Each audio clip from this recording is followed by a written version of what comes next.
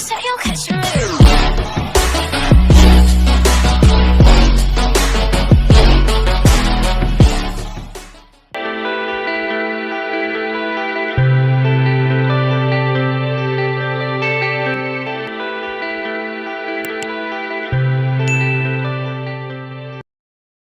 नमस्कार। आज का टॉपिक है प्रतिशतता।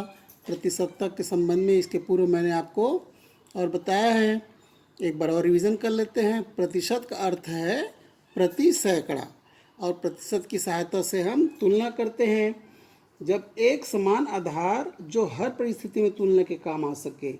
यह आधार सामान्यतः 100 लिया जाता है। जब प्राप्तांकों की तुलना 100 के आधार पर की जाती है तब उनके 100 में से प्राप्तांकों को प्रति सैकड़ा कहते हैं। प्रतिशत में प्रति का अर्थ प्रत्येक और शत का अर्थ सैकड़ा होता है। तो यह आपको मैंने पूर्व में भी बताया है। तो आज हम प्रश्नावली 13 से कुछ और प्रश्न ले लेते हैं। जैसे हमने लिया, पहला है, यदि रूपा को वार्षिक परीक्षा में 600 में से 390 अंक प्राप्त होते हैं तो उसे कितने प्रतिशत अंक प्राप्त हुए। तब इसका हल हो जाएगा,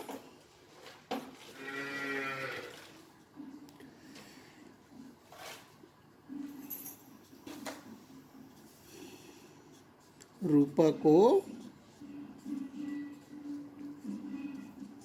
600 में से कितने अंक प्राप्त हुए, 390 अंक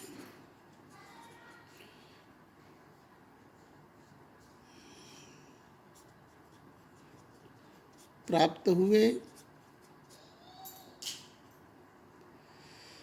यह हमें प्रश्न में दिया हुआ है। अब हम इसको कह सकते हैं चूंकि रूपा को 600 में से 390 अंक प्राप्त हुए तो एक में से कितने अंक प्राप्त होंगे, बराबर 390 बटे 600। अतः हमें ज्ञात करना है उसे कितने प्रतिशत अंक प्राप्त किए। अतः 100 में से प्रतिशत का अर्थ है 100 में से हो जाएगा 390 बटे 600 गुना 100। 0 कट गया, ये हो जाएगा 2 तिया 6, 2 एकम 2, 2 नियम 18, 2 पंचे 10, 3 एकम 3, 3 छक्के 18, 3 पंचे 15।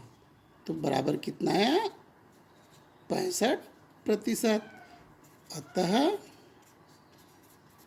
रूपा को 65% अंक प्राप्त हुए। अब दूसरा प्रश्न ले लेते हैं। दूसरा प्रश्न है, किसी गांव में 90% व्यक्ति साक्षर हैं। यदि उस गांव की जनसंख्या 1600 है तो साक्षर एवं निरक्षर की जनसंख्या ज्ञात कीजिए।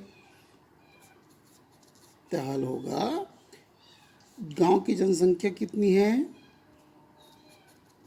गांव की जनसंख्या बराबर है 1600। तो अतः 1600 में से 90% व्यक्ति क्या है, साक्षर है। तो सीधे इसको निकाल सकते हैं।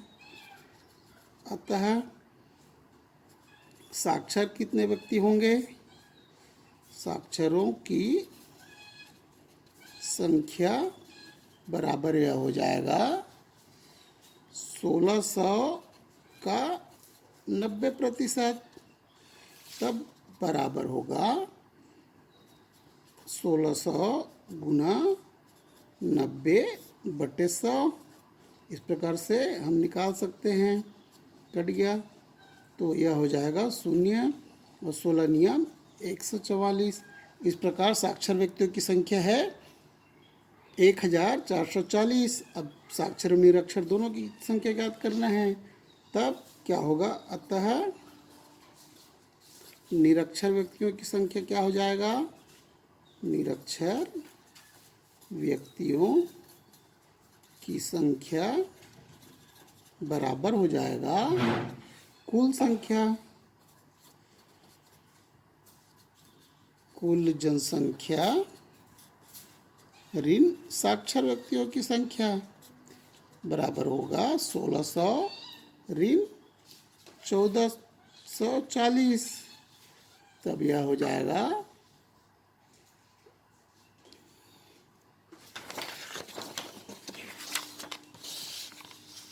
जाएगा बराबर 060 और यह हो जाएगा 1, तभी हो जाएगा 160।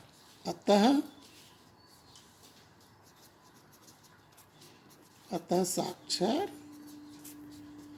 बराबर 1440 व निरक्षर बराबर हो जाएगा 160 होगा। इस प्रकार से प्रश्नावली 13 के जो प्रश्न है वह आपको समझ में आ गया होगा। धन्यवाद।